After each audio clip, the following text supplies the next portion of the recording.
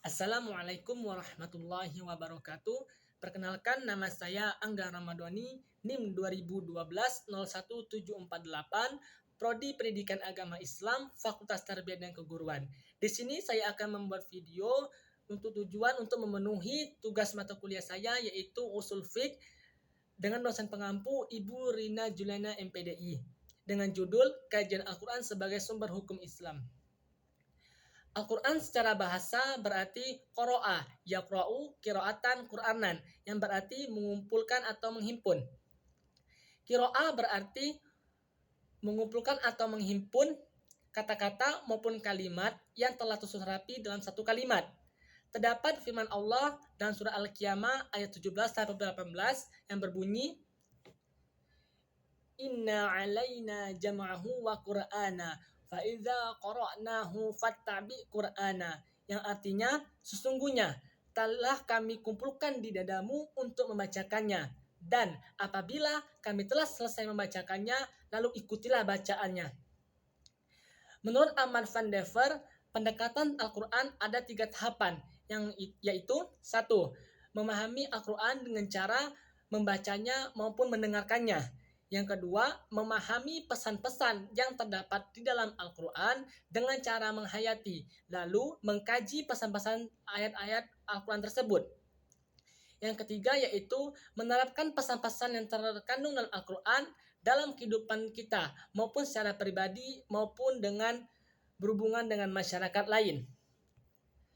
Adapun secara istilah, Al-Quran berarti kalamullah yang diturunkan kepada Nabi Muhammad SAW melalui perantara malaikat Jibril, ditulis dalam bentuk mushaf dan diturunkan secara mutawatir, dan merupakan ibadah sebagai ibadah untuk membacanya, dan dimulai dari surah Al-Fatihah dan diakhiri dengan surah An-Nas, merupakan mukjizat yang paling terbesar bagi Nabi Muhammad SAW. Adapun ciri-ciri ayat-ayat yang diturunkan di kota Mekah maupun Madaniyah, yaitu ayat-ayat yang diturunkan di kota Mekah biasanya pendek-pendek, yang terdiri dari 86 surah dan 4.870 ayat.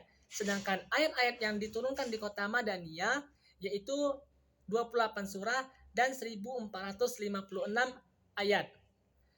Yang kedua yaitu ayat-ayat diturunkan di kota Mekah biasanya dimulai dengan kata-kata ya ayyuhan nas, hai manusia. Sedangkan ayat-ayat diturunkan di kota Madaniyah biasanya dimulai dengan kata ya ayyuhalladzina amanu, wahai orang-orang yang beriman. Yang ketiga, ayat-ayat yang diturunkan di kota Mekah biasanya tentang tauhid, yaitu untuk mengesahkan Allah Subhanahu wa taala. Sedangkan ayat-ayat yang diturunkan di kota Madaniyah itu berisi tentang soal-soal hukum, sosial berbudaya maupun hubungan dengan masyarakat lain. Selanjutnya saya akan menjelaskan kajian Al-Quran di generasi awal Muslim.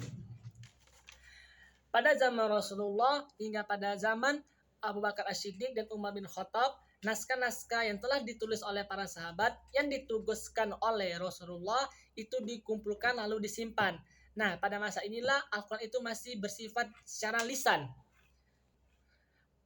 Pada masa Utsman bin Affan, barulah terjadinya perubahan di mana bangsa-bangsa Arab mulai membuka diri dengan bangsa-bangsa lain. Naskah-naskah yang telah disimpan itu dikeluarkan kembali, lalu ditulis ulang dan dikirim ke beberapa daerah-daerah keluar kota Arab. Naskah-naskah yang dikeluarkan ini disusun ulang merupakan sebuah kitab yang dinamakan Kitab Al-Ustami. Pada masa inilah, pada masa Utsman bin Affan, Al-Quran telah dibukukan. Pada masa Ali bin Abi Thalib dimunculkan ilmu untuk mengkaji tata segi kebahasaan. Dikarenakan mengapa? Hal ini disebabkan bahwa banyak orang-orang asing yang telah merusak, karena adanya perusakan oleh bangsa-bangsa asing yang akan dikhawatirkan akan mengganggu atau mengubah tata kebahasaan yang ada dalam Al-Quran tersebut.